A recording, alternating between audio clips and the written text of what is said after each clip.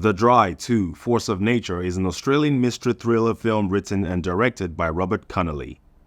The film is a sequel to the 2020 film The Dry and based on the novel Force of Nature by Jane Harper.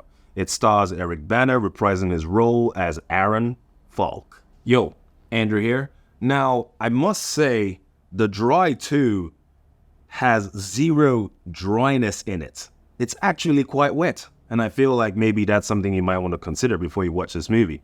I feel like I was misled. Now, it's their fault because they named the first movie The Dry, and now I feel as though they can't stray away from The Dry. So they now have to name everything The Dry, even though the subject matter is something different.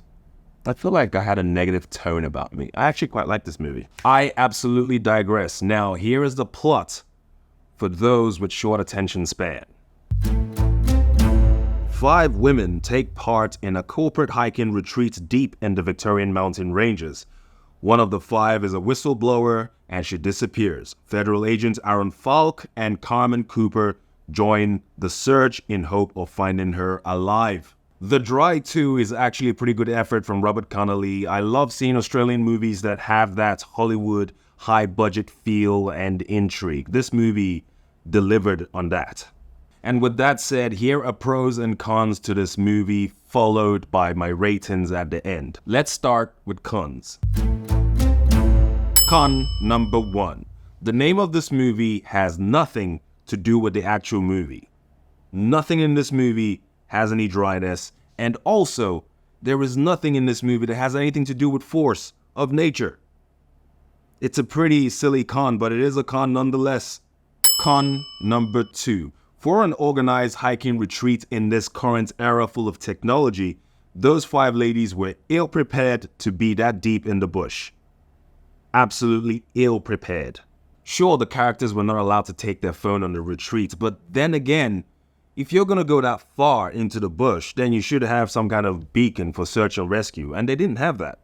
And I just think that's weird. I feel like it's a plot hole. It just sounds irresponsible. Okay, so all my cons are nitpicking. So let's just move over to the pros now. Pro number 1. Eric Bana delivers a brilliant performance in this film, but I won't say it's his best performance. It's just okay. Pro number 2. This movie is really intriguing and they had you guessing all the way from the beginning to the end. And that's perfect for a thriller. And I think that's something they did quite well in the first movie, The Dry. Pro number 3. It's just great to see Deborra-Lee out there taking acting roles. You know, the one that was married to Hugh Jackman. She's her own woman, but I'm just trying to give you context. Pro number 4. The director cleverly allowed us, the audience, to fill in the blanks so as to elevate the story. But at first I found that really annoying because I wanted to be told what's going on. But then, as the film went on, I grew to really enjoy this technique.